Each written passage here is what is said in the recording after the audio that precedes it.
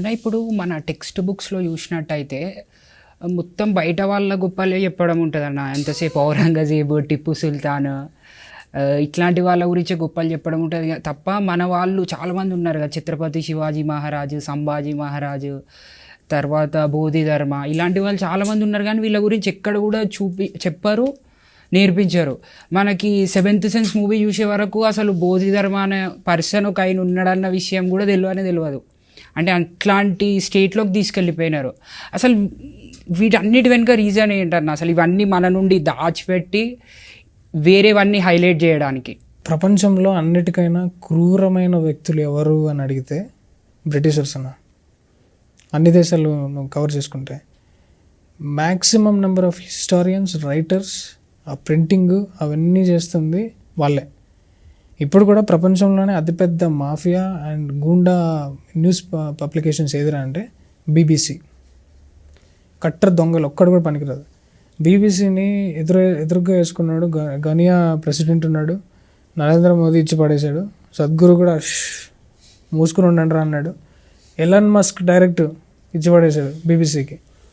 అంటే ఇంటింటికి పోవడము, నీ ఇంట్లో ఇది తప్పు ఉంది, నీ ఇంట్లో ఇది తప్పు ఉంది. ఎవడు అడిగాడు నిన్ను అసలు ఎవడు అడిగాడు? ఫస్ట్ నీ ఇంట్లో ఎన్ని తప్పులు ఉన్నాయి నువ్వు చూసుకో కదా. నీ ఇల్లు అన్నిటికన్నా దరిద్రమైన ఇల్లు పెట్టుకుని పక్క ఇంట్లో తప్పులు ఎదుర్కొంటూ పోయారు.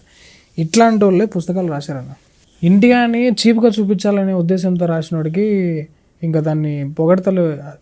They did not observe India వాళ్ళ గొప్పతనం ఏంటంటే, జగదీష్ చంద్రబోస్ మొక్కల్లో ప్రాణం ఉంది, మొక్కల్లో కూడా ఉంది అని తీసుకొచ్చిన ఫస్ట్ సైంటిస్ట్ అన్న ఈ భారతదేశానికి చెందినడు.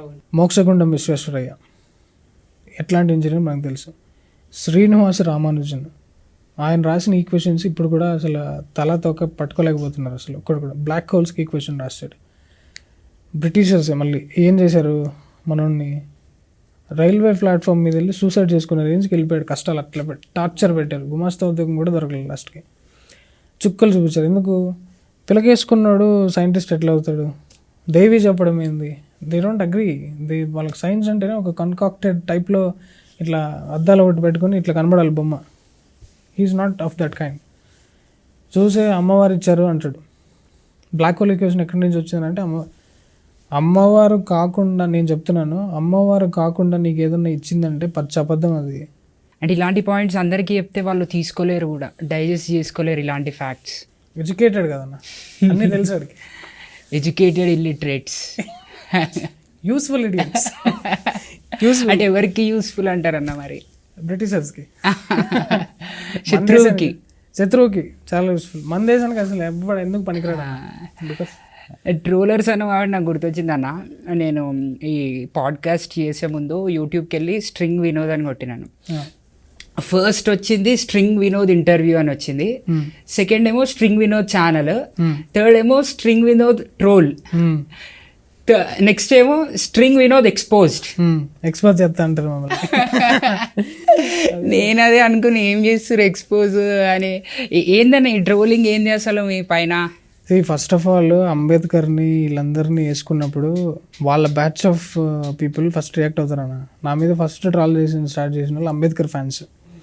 ఎందుకంటే కాన్స్టిట్యూషన్, ఇప్పుడు నేను గాంధీ గురించి ఇంత చెప్పాను, ప్రతి ఒక్కరి మీద కొంచెం ఐడియా ఉంటుంది కదా, నెహ్రూ మీద ఉంటుంది, వీళ్ళ మీద ఉంటుంది.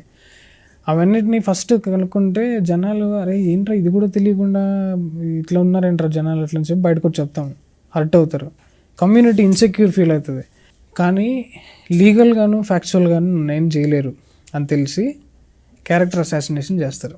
ట్రాల్ చేసి వీడొక చీప్ క్యారెక్టరు, ఇదేంటి మతోన్మాది, టెర్రరిస్ట్, టెర్రరిస్ట్ డైరెక్ట్ నన్ను మర్డర్ చేయాలంట, నన్ను హ్యాంగ్ చేయాలంటారు నర్రీ రోడ్లో. అట్లా అంత దారుణంగా ఉన్నాడు. అంటే ఒకరిని మీద నీకున్న పర్సనల్ అజెండా సాటిస్ఫై కావట్లేదు అనేది లార్జర్ గోల్ని పక్కన పెట్టి దాని మీద రియాక్ట్ అయితే వాడు కదా మతోన్మాది, వాడు కదా టెర్రరిస్ట్. అసలు ట్రాలర్స్కి నేను చెప్పేది ఏంటంటే అన్న, వాళ్ళకి మెటీరియలే నేను ఇస్తున్నాను.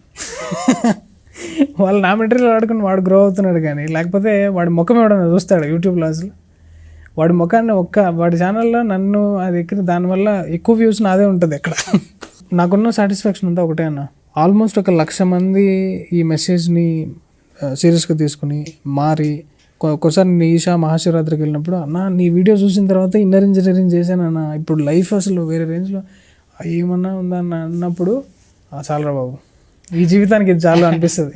ఆ ట్రోలింగ్ చూస్తే ఏమనిపిస్తుంది అన్న మరి, అంటే నెగిటివ్గా కూడా తీసుకుంటారు కదా అంటే. నోరు తీసి ఒక మంచి మాట ఏదన్నా చెప్పాలి ఎట్లంటే జనాలకు అవసరం లేదన్న. I see life in a different perspective. ఇప్పుడు డిఫరెంట్ లెవెల్స్ ఆఫ్ పర్స్పెక్టివ్ ఉంటాయి. ప్రపంచం ఒకటే ఉంటుంది, కానీ సన్యాసం వేరు, సంసారం వేరు.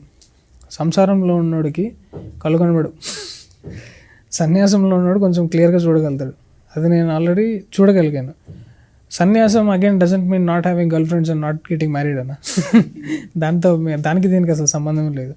ఎంత బ్యూటిఫుల్గా చెప్పాడంటే, బ్రహ్మచర్యము అంటే ఐన్స్టీన్ ఉన్నాడు, ఒక యాటమ్ గురించి వెతుకుతున్నాడు. ఆ యాటంలో ఉన్నదాన్ని నువ్వు వెతుక్కోవాలంటే కొన్ని గంటల సేపు ఓపికగా దాన్ని చూస్తూ ఉండాలి, దాన్ని ఏదో కలుపుతూ ఉండాలి, ఏదో ఒకటి చేయాలి. ఆ టైంలో వైఫ్ని సినిమాకి తీసుకెళ్తావు నువ్వు, పట్టించుకో కదా. ఐన్స్టీన్ వైఫ్ అందుకే కదా వీళ్ళందరినీ వర్కౌట్ అవ్వట్లేదని చెప్పి all the scientist families are collapsed కదా. సో అలా చేసేవాడు బ్రహ్మచర్య. పెళ్ళి అయినా కూడా సేమ్ థింగ్. ఒక యాటంలో నీకు అంతుంటే సెల్ఫ్ ఎక్స్ప్లోరేషన్, నువ్వు దీన్ని ఏదో తెలుసుకోవాలి అని చెప్పి నువ్వు పని చేతుల మీదకి తీసుకున్నప్పుడు నువ్వు ఎలా ఉంటావు, ఇంకా నీకు తిండి నీరు అసలు ఫ్యామిలీ ఏది పట్టించుకో, that will be a disturbance. Ramakrishna Paramahamsa ధ్యానంలో ఉండేటప్పుడు రిలేటివ్స్ వచ్చేటప్పుడు ఇట్లా అది యోగా మ్యాట్స్ బారిపోయాడు అంటే ఇట్లా. ప్రతి ఒక్కరు కూడా spiritual people are very cruel people అన్న. చాలామంది సాధన అనగానే ఇది ఏం తినట్లేదు, ఏం చేయట్లేదు, మందు తాగట్లేదు, మంచోడు అనుకుంటారు. భార్యని వదిలేసి దొంగలాగా పారిపోయాడు బుద్ధుడు. ఎంత దారుణము, నిర్దాక్షిణ్యంగా అప్పుడు వదిలేసి. కానీ తర్వాత బుద్ధుడు అయ్యాడు అనుకో. నేను జనాలకు అదే చెప్పేది కూడా అదే, సార్ నన్ను ఏం చేయమంటావు అని అడుగుతారు కదా. నీకు వచ్చింది, నీకు లోపల నుంచి ఈ లైఫ్ టైంలో వచ్చింది ఎట్లంటే ఎవరికి చెప్పకుండా మీరే వెళ్ళిపోతారు. ఎవరు చెప్పాల్సిన అవసరం కూడా ఉండదు. After you explore and taste it, బుద్ధుడు మళ్ళీ వెనక్కి ఫ్యామిలీ దగ్గరకు వచ్చి ఇదొకటి పెండింగ్ ఉంది, క్లియర్ చేసుకుందామని వచ్చాడు కదా. ఒకవేళ ఈ వీడియో కానీ మీకు నచ్చినట్టయితే ఈ వీడియోకి లైక్ చేసి కమెంట్ చేయండి. అండ్ ఇంకా మీ ఫ్రెండ్స్కి కూడా యూస్ఫుల్ అవుతుంది అనుకుంటే వాళ్ళకు కూడా షేర్ చేయండి.